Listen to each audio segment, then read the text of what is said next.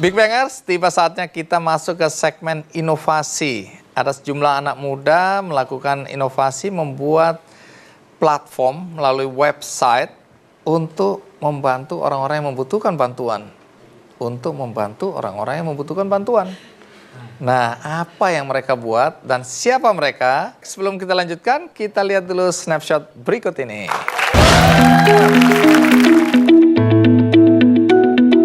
Sebuah inovasi mahasiswa Institut Teknologi Bandung dengan membuat suatu program website yang digunakan sebagai media bagi masyarakat untuk berbagi.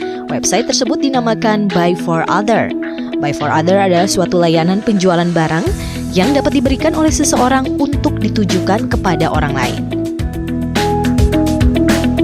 Awal mula bisnis Buy for Other ini didirikan oleh 3 orang mahasiswa ITB yang memiliki passion di bidang sosial.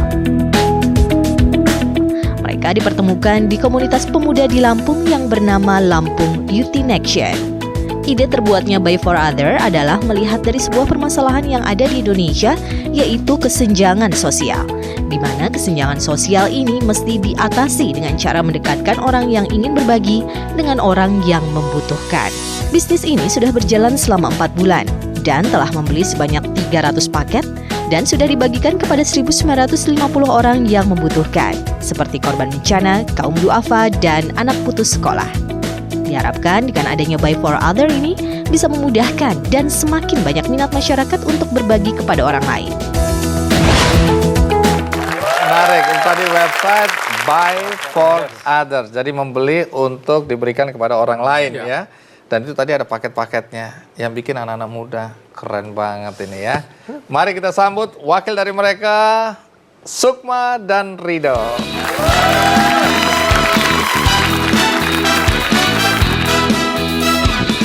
Rido, Sukma, terima kasih ya. Silakan di sini.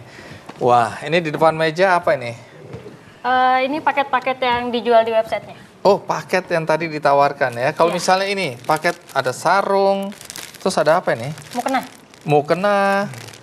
Udah, sarung dan mukena aja? Iya. Oke, terus Ini ada apa lagi? Paket alat sekolah. Alat sekolah. Baik, selamat belajar. Hai adik, selamat belajar.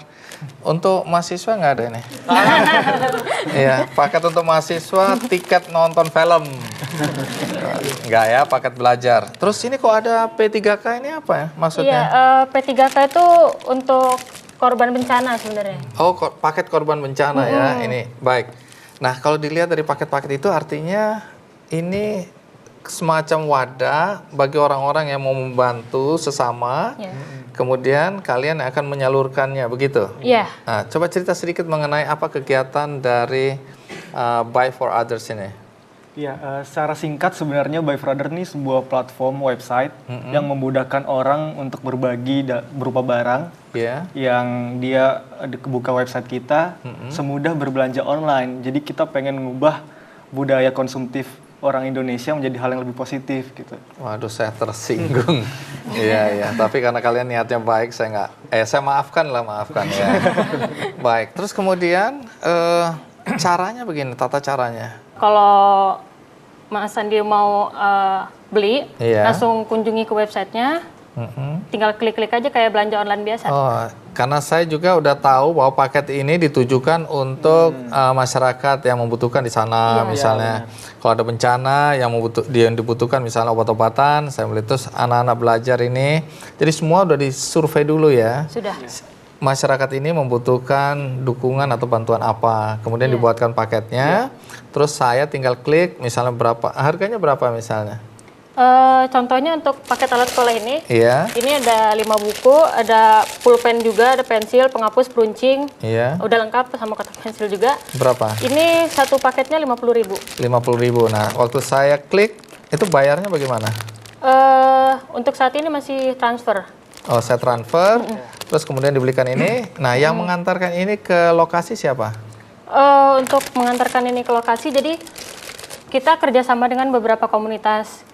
Jadi contohnya salah satunya adalah komunitas anak jalanan di Pasar Ciroyom di Bandung. Nah, mereka tuh komunitas yang membantu anak-anak jalanan dalam hal pendidikannya. Nah, kita ketemu komunitas tersebut, lagi butuh apa nih yang bisa kita dukung. Oh, ternyata anak-anak jalanan itu nggak punya alat tulis yang lengkap gitu. Jadi kita bantu di dalam hal alat tulis itu. Oke, ini idenya dari mana sih kok bisa kalian terpikirkan untuk membuat ini? Ini tugas kuliah atau hasil ngobrol?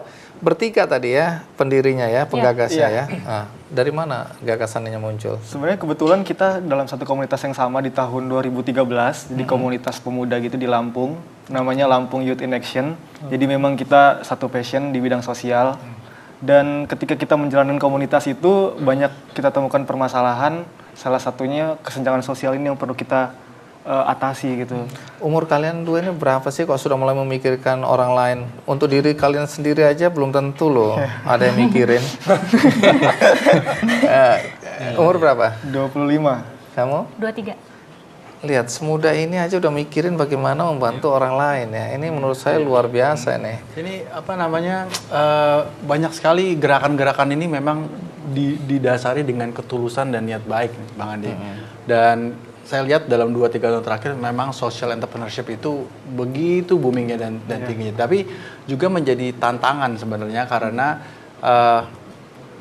pada intinya tidak semudah itu untuk bisa melakukan proses itu sampai nyata. Contoh sederhana misalnya seperti bagaimana kalian harus bayarin dulu kan ini berarti ya? Harus ada yang modalin, apa tunggu uang datang baru kalian beli?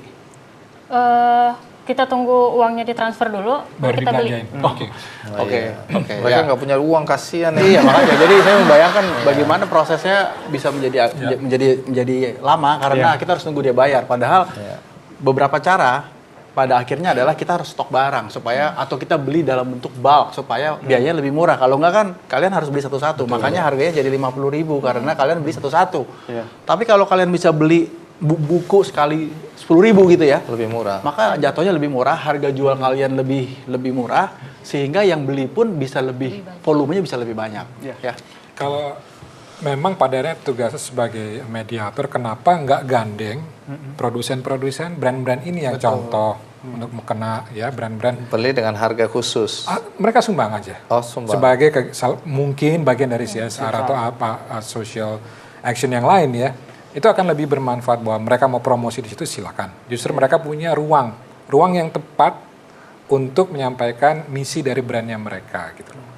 Seperti itu. Memang banyak sekali sekarang saya lihat perusahaan-perusahaan yang memang apalagi kalau dia punya produk-produk untuk konsumsi masyarakat, itu mereka biasanya bisa kasih gitu ya. Paling jelek dengan harga yang sangat-sangat murah ya. Tapi paling baik dia kasih ke kalian, kemudian kalian mengemasnya menjadi paket-paket seperti ini ya. Betul. Itu gagasan bagus juga.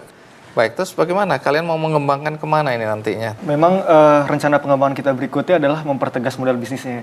Karena kan kita ini sebenarnya mediator atau penghubung. Betul. Buyer, penerima, community penyalur, supplier, vendor, produksi. Nah itu kita bikin operational excellence-nya. Jadi kita akan perbanyak kerjasama dengan komunitas di bagian penyalur, kemudian juga bekerja sama dengan beberapa UKM untuk dana CSR-nya tadi yang kasih masukan. Nah itu memang untuk memperbanyak volume sehingga harganya menjadi lebih murah. Memang rencana pengembangannya. Nah operasionalnya bagaimana itu? Kalian kan harus ada di satu ruang misalnya atau pinjam ruangan.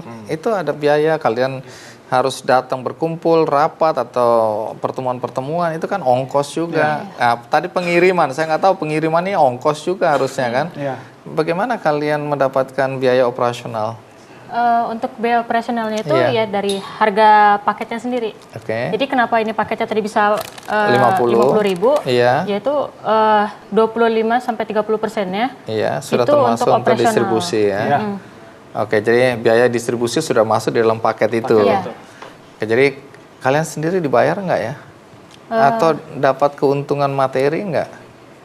Dibayar. Tapi untuk saat ini kita hold dulu selama 4 bulan kemarin dan rencana kita dalam 2 bulan ke depan kita udah seperti bisnis. Diharapkan ada lainnya karena ini operasional nggak gampang juga karena kalian mencurahkan waktu kalian, pikiran kalian dan meninggalkan mungkin kesempatan untuk bekerja mendapatkan uang di tempat lain.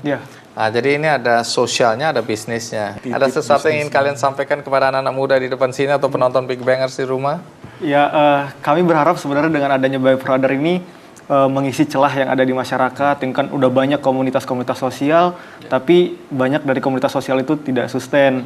Dan Buy for Other menyadari bahwa kita tidak bisa sendiri, kita akan bekerja sama dengan beberapa komunitas sosial untuk di lapangan sehingga bisa se-Indonesia bisa kita rangkul dan bisa kita bermanfaat untuk banyak orang. Gitu. Ajak bergandeng tangan bersama-sama membantu saudara-saudara kita. Luar biasa. Ya. Baik, Ridho, Sukma, terima kasih, ide bagus dan saya harapkan semakin banyak orang yang memanfaatkan jasa kalian dan semakin banyak orang yang mendapatkan manfaat untuk dibantu ya melalui hubungan yang kalian jalin antara mereka yang ingin membantu dan mereka yang membutuhkan bantuan. Terima kasih anak muda yang luar biasa kalian ya. Ya, itu tadi cerita mengenai Buy for Others. Jadi bagaimana anak-anak muda yang sudah terpanggil untuk membuat platform dan platform ini bermanfaat untuk menolong orang-orang lain yang membutuhkan. Satu hal yang positif. Dan semoga episode kali ini juga memberikan inspirasi bagi kita semua untuk melakukan hal-hal yang inspiratif, yang kreatif, dan yang paling penting adalah selalulah berbuat baik dalam kehidupan kalian. Oke, Big Bangers, do more, do good, Big Bang!